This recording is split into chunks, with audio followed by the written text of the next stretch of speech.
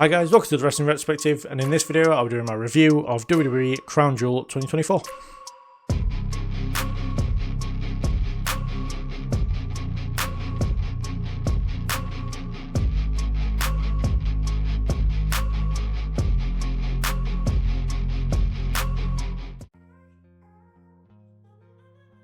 So first on the show we had the bloodline of Solo Sikoa, Tama Tonga and Jacob Fatu, with Tongaloa on the outside taking on the team of the OG bloodline, or I don't really call them the bloodline, I just call them Roman Reigns and the Usos. I thought it was really good the fact that Jey Uso kind of tested Roman Reigns to start with, and kind of, I don't know how to put it other than like tested him and kind of to see just how much Roman has changed while he was away and how much he can trust Roman with like not tagging him in and kind of not playing ball with him for the first part. But then as we got further into the match, you could see that Jey was kind of come round to him, which worked out really well. It made perfect sense for the match to start this way, and for their relationship and friendship and cousinship to build throughout the match. And it helped the story of the match kind of follow through for what it was, and it made the hot tag moment for Jey reaching out for Roman for help as kind of like a good indication of what actually Roman needs from Jey. I thought the moment of OTC versus Tribal Chief, so Solo and Roman not finally facing off, because obviously they're in a tag team match at Bad Blood, but they kind of had their moment where they faced off and went back and forth and etc. I thought that was really cool. They built up that moment really well throughout the match. Fatu looked great in his kind of run of form into the finish of the match. Again, he looks pretty much unbeatable, even though he's taken a few losses now. It's only been in tag matches and he's not taking the pin for those. So when he eventually does take a pinning loss, I assume it will be a very, very big deal. But yeah, like, he had like a massive flurry at the end to help Solo to get the win. And he kind of like showed that he can defeat Roman Reigns almost, even though he wasn't the one getting the pin. And yeah, I thought that this was Solo's biggest win to date, especially pinning Roman Reigns. Obviously, we're supposed to feel this way as far as like the way the story progresses into Survivor Series. After the match, we had Sami Zayn come out to help Roman Reigns and the Usos from an attack from the Bloodline. This worked out really well. The crowd popped massively for this one. Not sure kind of if they've just forgotten the fact that Solo was talking to Sami Zayn outside the parking lot, or whether it's going to be just on Raw this week. But you know, it made sense to go down this route. I don't know whether they maybe going to have Cody to the mix or not. But for me, Sami Zayn is the number one choice. He's the honorary use. It, you know, perfectly made sense again. The fact he kicked Roman, though, is a case of, is this unnecessary storytelling just to get to Survivor Series? Like, Roman clearly wouldn't trust Sami straight away anyway, so why have him take him out just to add to that as well? Like, you know, all we have to do is go back to the speech of I forgot what they called it now. It was like when they had Sami under investigation, and you know, he said he wasn't willing to fight for this and doesn't mean anything to him. It makes sense, the fact that, you know, Roman would be annoyed at Sami because he did throw the friendship of the Usos and Reigns away at one point. So having him kind of attack Reigns, I feel like is unnecessary to the story. I understand why they've done it. It just wasn't it for me. But yeah, as a whole, I thought this match was decent. I don't think it was the best match of the night. I didn't particularly enjoy all of it being predominantly slow and methodical, the way Roman would have it, the way Solo now wrestles. But the part of the Usos in was very entertaining, was fast paced, and did work really well. So, as I said, I'd give it like an even, like, you know, way of going. I don't know, like, I don't do stars, do I? So it's kind of like, yeah, it's fine for what it was. It was good storytelling. It helped the story progress on, and hopefully this leads to an even bigger match at Survivor Series. Following that, we had Bianca Belair and Jade Cargill successfully retain the Women's Tag Team Championships against the Metaphor of Last Legend and Jakara Jackson, Damage Controls, Io Sky and Kairi Sane, and the other team that was Chelsea Green and Piper Niven. Sorry, it's complete mind fart there. The two women start the match thing makes zero sense, especially as it's no disqualification. I understand they want two legal competitors at the end, but then if we're going to do that, then essentially it should just be a tornado tag match. So then, because there's no disqualification, therefore there shouldn't be tagging in and out anyway. It's a trope that tag team matches always do. They do it in TNA, they do it in WWE, they do it in AEW. it annoys the hell out of me. Just either have 4 be in the ring at once or have it be tornado tag. Just choose one or the other. Having 2 in the ring at once never makes any sense, and the match always breaks down to a point where you don't know who the legal competitors are anyway, which we will get to. I liked the fact that within the match we had a mini feud between Jade Cargill and Last Legend. I thought that the face-off they had was very brief. It worked for what it was. It teased a match between those two, and a match that I assume will be very, very good between the two of them, as Last Legend is probably one of the biggest faces up-and-comers that we've got in the women's division so far, especially just coming out of NXT, as well as the women that are already down in NXT, like Roxanne Perez, Cora Jade, and all those lot. Yeah, I thought that Chelsea took an absolute beating again. You know, this match very much reminded me of the Royal Rumble, where Chelsea Green once again took an absolute beating of everyone, and especially Piper Niven, who again didn't see that Chelsea was on the floor and ended up taking her out as well. The character fits, and this kind of story fits Chelsea so well within a match. And I really do hope it eventually leads to a championship for her, because she fully deserves it for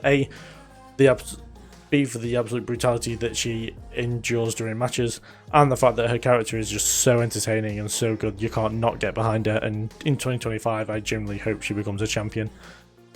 But yeah, I thought this was a great match. I honestly thought at one point I was going to give this match of the night. I thought it was absolutely fantastic. It never slowed down. It never got boring. All 12 women, in fact, absolutely killed it. Io Sky looked great, and Kairi Sane.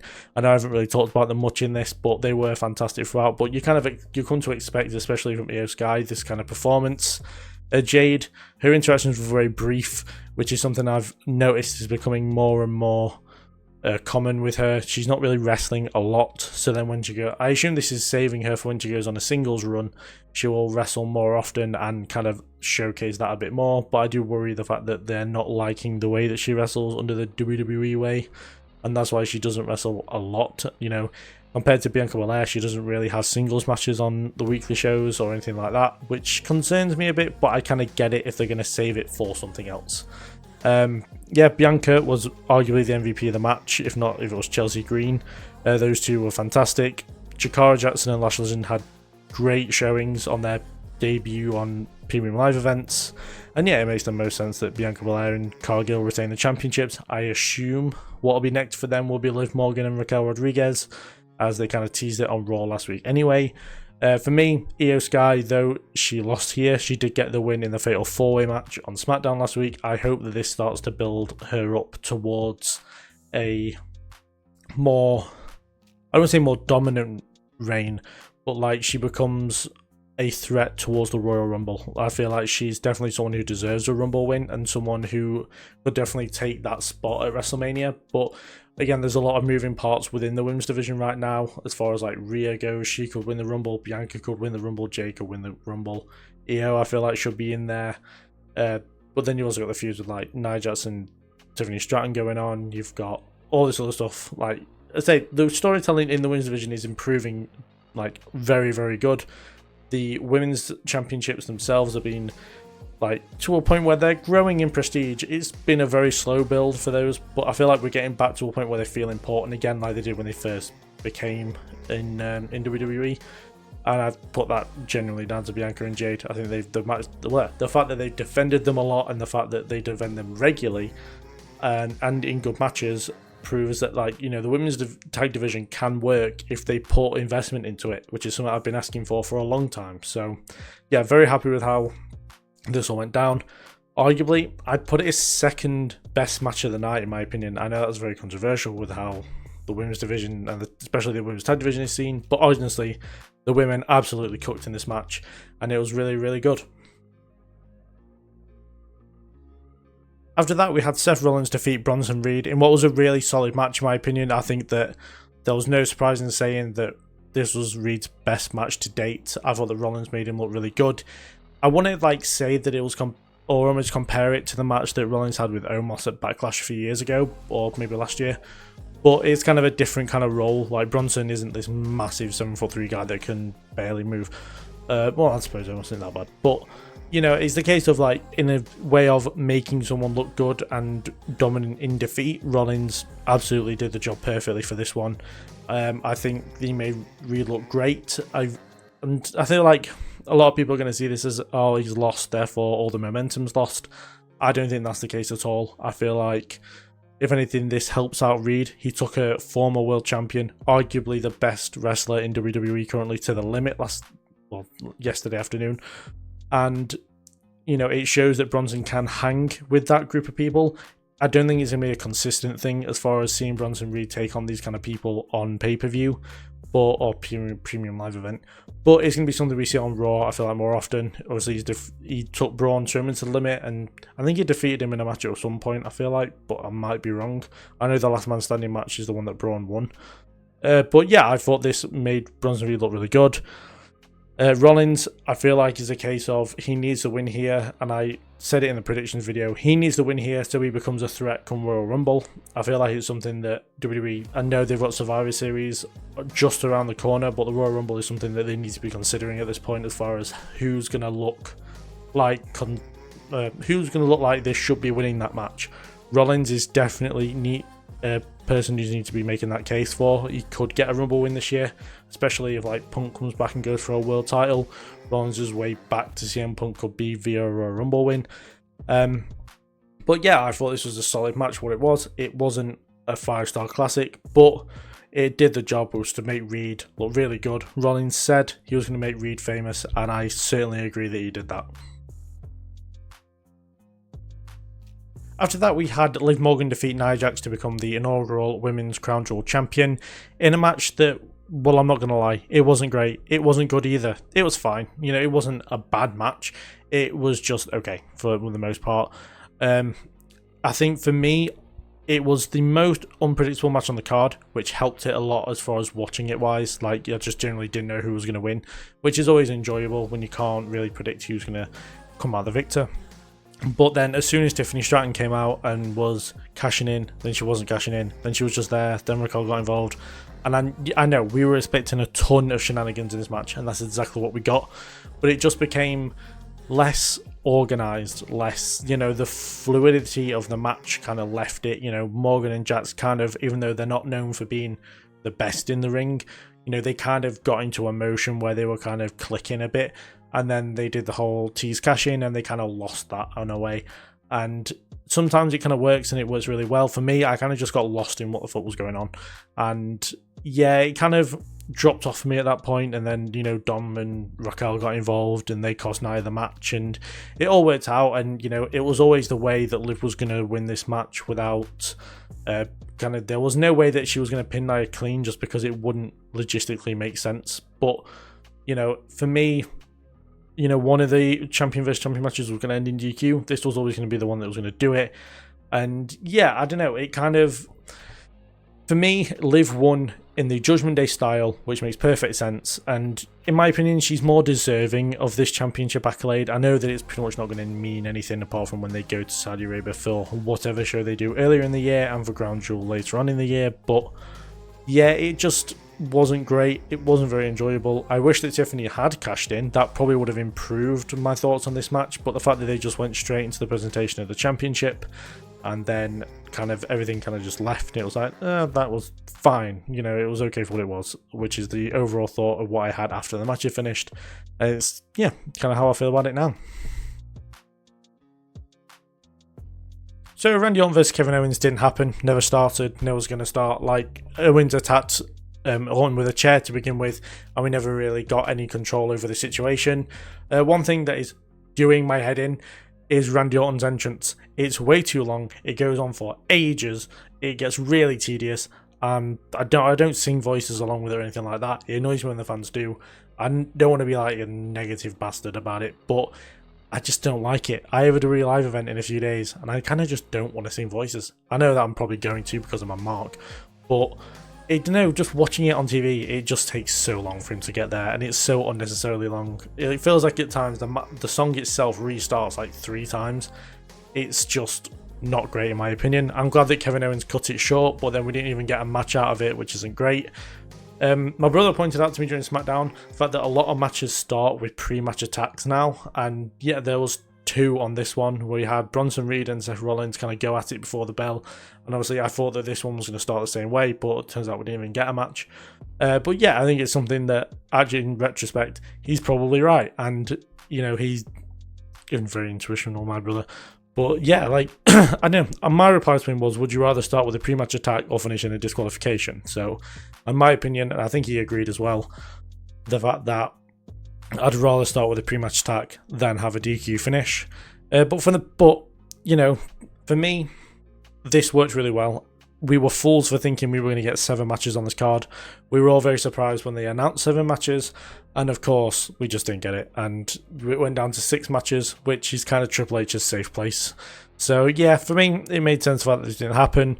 The brawl itself was crazy. I really enjoyed it. You know, with Kevin Owens giving the referee a stunner. The referee took it like a champ as well. You know, he did the stun well and then rolled out the ring perfectly. It was absolutely fantastic. Adam Pearce took an RKO. Why was Adam Pearce there? He's not in charge of Kevin Owens and Randy Orton. He's the Raw manager. Aldis, he avoided it. Did Aldis set up Adam Pearce? Probably. Going off, you know, what they were saying to each other on Twitter.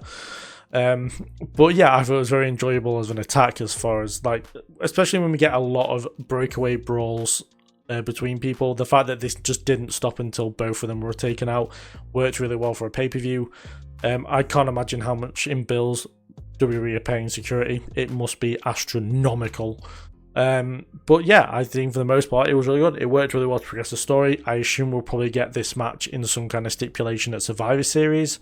I can't imagine they'll do it on Raw or SmackDown, sorry, just because, you know, it's too big of a deal, and I think they want to really hammer home this Kevin Owens heel turn. I really feel like coming out of this is going to be a career resurgence for Kevin Owens as a heel character. You know, the fact that it was like the minor details. The fact that he was wearing Randy Orton's dad's t-shirt. The fact that, you know, everything about this feud has just worked really well for me. And yeah, I really hope that this puts Kevin Owens back into the main event scene and keeps him there and makes him a world champion again. Following that, we had LA Knight successfully retain the United States Championship against Carmelo Hayes and Andrade. And for me, what was the match of the night? I thought this was really good. Yeah, I don't know. It was like, I haven't really got a lot to say about this one as far as the match goes. The whole thing just was paced really, really well. It was action-packed. There was never a dull moment in this one. These guys, you could tell, have built really good chemistry in the last few months of them feuding kind of within each other. Obviously, Carmelo and Andrade know each other like the back of their hands by this point. This was shown in one moment I thought I would never see from Carmelo Hayes, where Andrade went for the double backflip off the top rope, where he... not backflip, moonsault, sorry. Where he does the moonsault off the top and then does a standing one to follow by. Carmelo, he was going to do it to both LA Knight and Carmelo Hayes. Carmelo Hayes rolled inwards, whereas LA Knight fell for it and rolled outwards, which made him take the move. So Carmelo Hayes has actually learnt something from this best of 7 series from against Andrade, which I love. I genuinely marked out when he avoided that move, because it's the one move that like really makes no sense that you should be taking and falling for when you face someone 7 times. But yeah, absolutely fantastic.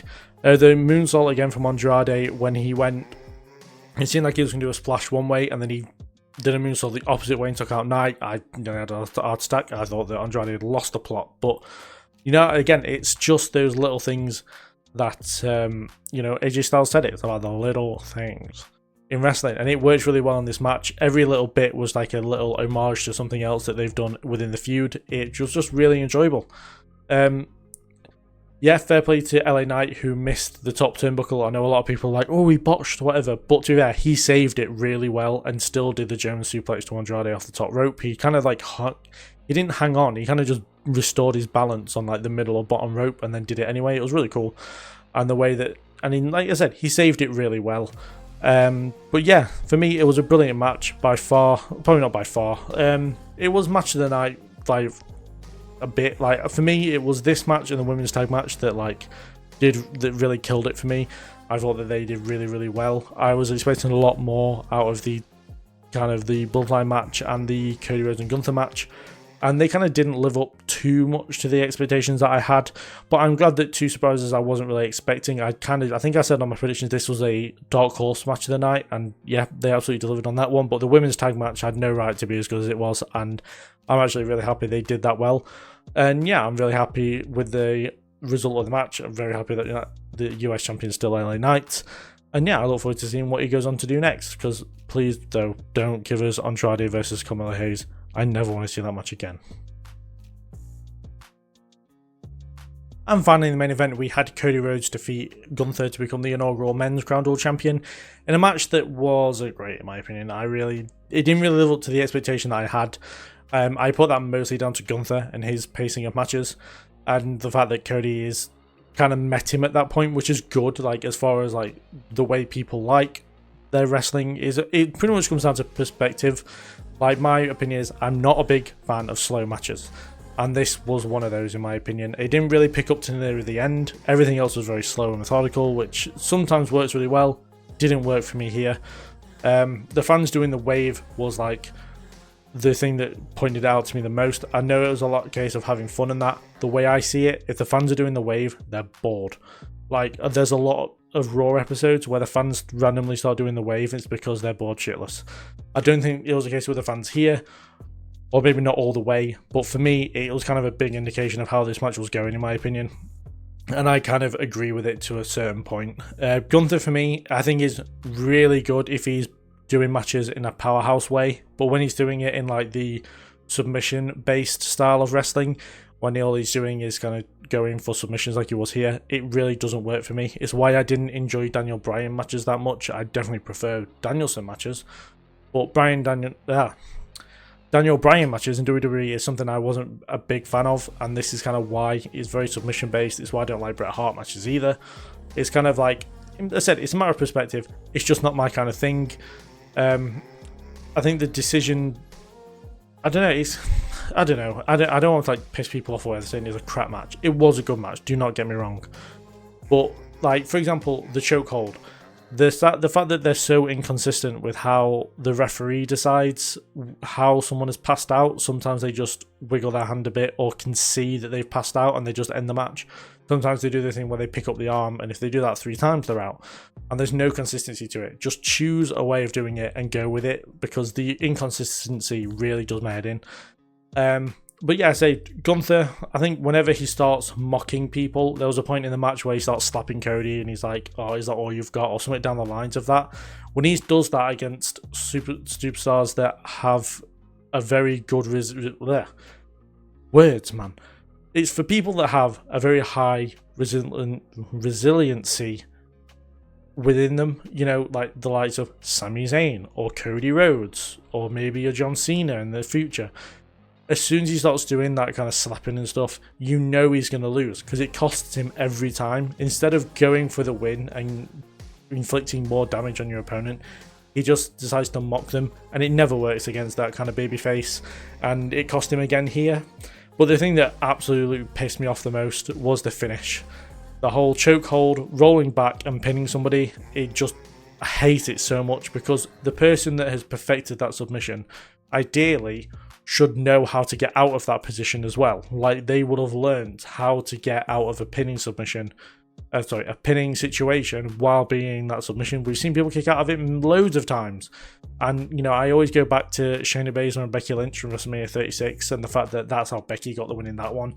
It just annoys the hell out of me, and it feels like it makes the person who's perfected the submission, in this case Gunther, look a bit stupid because he doesn't know how to get out of that pinning situation, when you know for a fact he does know how to get that out of that way. And it just would have made way more sense to have Gunther lose clean and respectfully, and they shake hands at the end like they actually did, and that is that. And Gunther can come back round to Cody Rhodes at some point, like he has done Randy Orton, and they can have their rematch. Like, I don't think it's a bad thing to have Gunther lose clean, especially when it's not a title match. But yeah, I don't know. I just didn't like the way this finished. And yeah, as I said, it's not a match I hate, and I don't really dislike the match. It was good. It was just a case of it isn't my cup of tea. It wasn't my kind of thing, and the finish pissed me off. That's kind of the way I feel about it coming to the end. But yeah, I said it was a good match. Don't get me wrong, but just really annoyed me at times. So those are my thoughts and opinions on Crown Jewel 2024. Do put down in the comments below what you thought of the show itself and what you thought of each match, or just what you loved not overall, but what you loved about it in particular. Yeah, I thought as an overall show, it was decent. It started off really well. I thought that the Bloodline getting the win made the most sense. The women's tag match absolutely cooked, in my opinion. The women's match was okay for the most part. Kevin Owens and Randy Orton, perfect storytelling. Rhodes and Gunther was mid. But match of the night for me was by far Carmelo Hayes, Andrade and LA Knight for the United States Championship. I thought they were absolutely fantastic. But yeah, do put down in the comments and we'll talk about what your thoughts were. I do have a Patreon. Do go and join that. It's completely free. I do watch alongs there every Monday, Wednesday and Saturday about 10 AM. They're not live, they're like pre-recorded, but they're pretty decent watches, and you know why not go support the channel over there. And yeah, I'll ask you guys to like and subscribe and all that good stuff, and I'll see you guys in the next video. Thank you very much for watching, and I'll see you later.